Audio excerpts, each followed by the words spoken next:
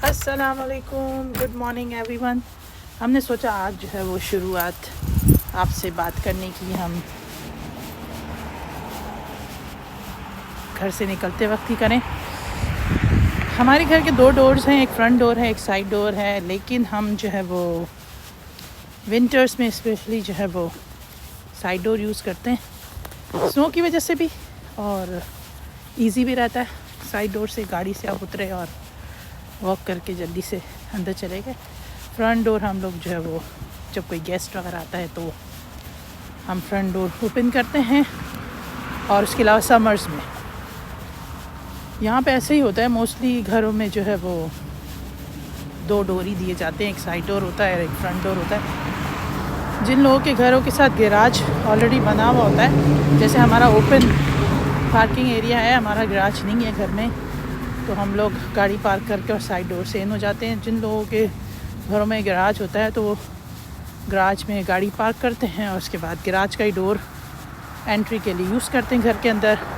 वो एक बेनिफिट हो जाता है कि जब इतना हार्श वेदर होता है, स्नो पड़ रही होती है, तो उसमें लोग ईजी फीजी और लेमन स्क्वीज़ी अच्छे से स्टाइल में जो है वो घर में सेफली एंटर हो जाते हैं। किसी ने मुझसे पूछा कि आप लोग कनाडा में इस एक्सट्रीम वेदर में कैसे सरवाइव कर रहे हैं। नो डाउट यहाँ का वेदर काफ़ी एक्सट्रीम हो जाता है। विंटर्स में स्टॉर्मी कंडीशंस हो जाती हैं। इस दफ़ा तो बहुत सीवियर अलर्ट्स भी आए हुए थे हमें। पूरी दुनिया में जो है वो ग्लोबल वार्मिंग की वजह से चेंजेस आ चुकी हैं, तो नो डाउट कनाडा पे भी उसका इम्पैक्ट है। और इसी तरह समर्स में भी not all days are pleasant days, बहुत ज़्यादा हीट वेव्स की भी अलर्ट्स आ रहे होते हैं। तो लोगों ने मुझसे पूछा कि आप कैसे सरवाइव कर रहे हैं। मैंने उनको सिर्फ एक सिंपल सा आंसर दिया, वो ये कि यहाँ के लोगों ने और यहाँ के सिस्टम ने इस वेदर कंडीशन को एक्सक्यूज़ नहीं बनाया अपने जीने के लिए। उन्होंने कहा कि अगर सर्दी है तो सर्दी है, गर्मी है तो गर्मी है, और उन्होंने उसी हिसाब से जो है वो अपना रहन सहन, अपना लाइफस्टाइल, अपने घरों की कंस्ट्रक्शन उसी तरह की, ताकि जो है वो इस वेदर कंडीशन में सरवाइव कर लिया जाए और अच्छे तरीके से जिया जाए। यहाँ पे घर जो है वो सेंट्रलाइज्ड हैं। विंटर्स में हीटिंग सिस्टम होता है और समर्स में एयर कंडीशंस होता है सेंट्रल एयर सिस्टम में। तो घर के अंदर टेम्परेचर जो है वो नॉर्मल रहता है।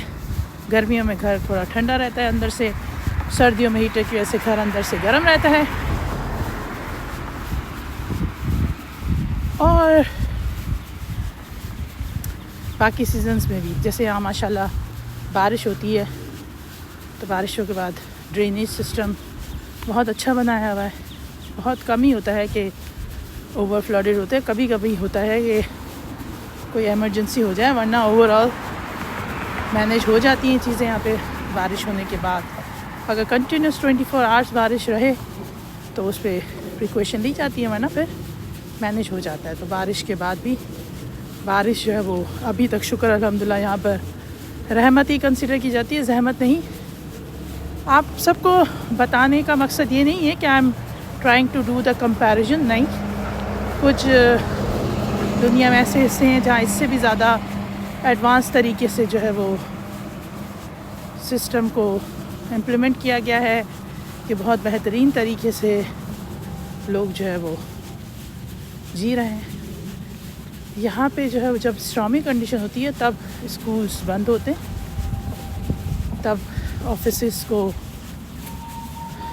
हाइब्रिड वर्किंग अलाउ की जाती है, वर्क फ्रॉम होम।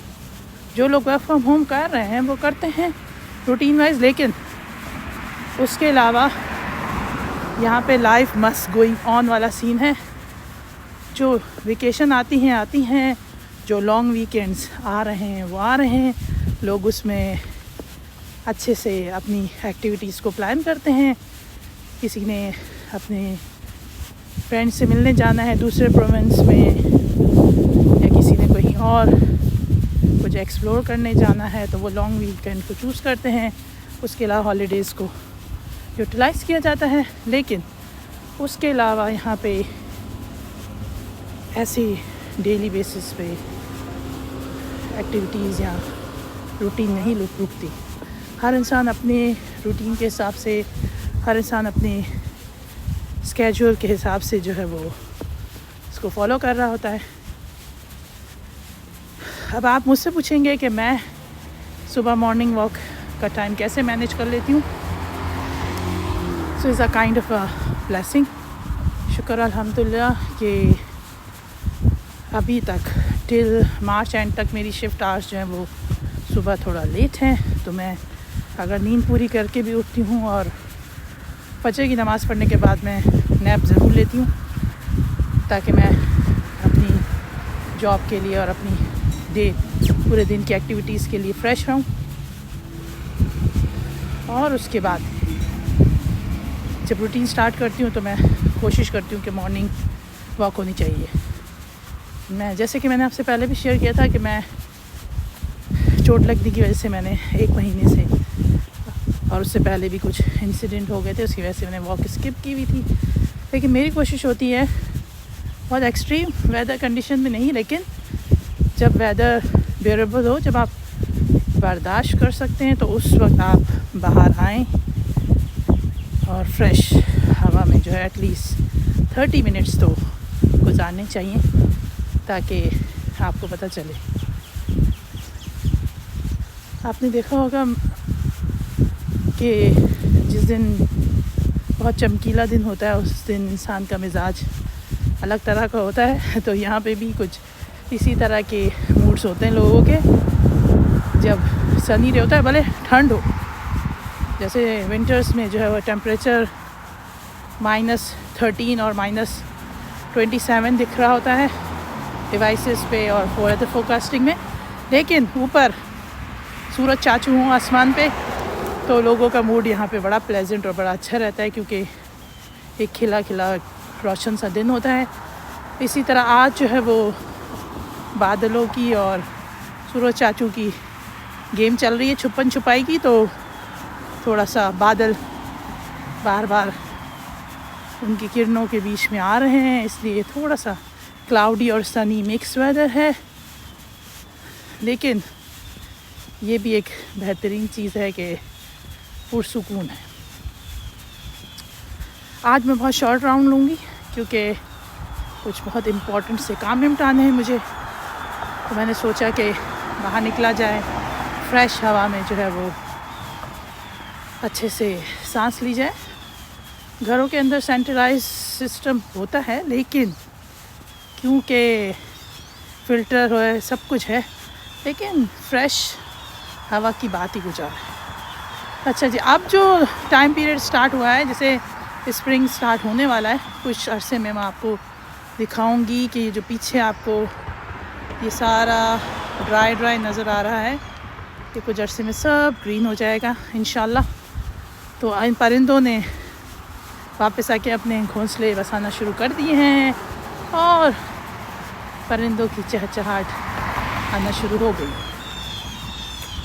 और कुछ जगहों पे तो बाकायदा परिंदों की जंग चल रही है कि ये प्लॉट मेरा है, इसमें मैंने कब्ज़ा करना है। तो ये सारी तो रूटीन चलती रहती है।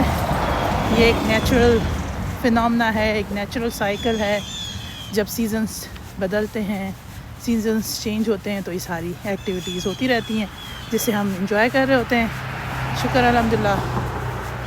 But the best thing is what, be active, do self care. अपने आप को एक्टिव रखें, अपना ख्याल रखें। अगर आप एक्टिव हैं, आप फ्रेश हैं, तो आप अपने सोशल सर्कल को भी पॉजिटिविटी ही स्प्रेड करेंगे। बीमार होता है इंसान, अल्लाह ताला दोबारा से शिफा अता कर देते हैं, लेकिन अपनी सेल्फ मोटिवेशन को कभी पीछे नहीं छोड़ें। अपना ख्याल रखें। Take care.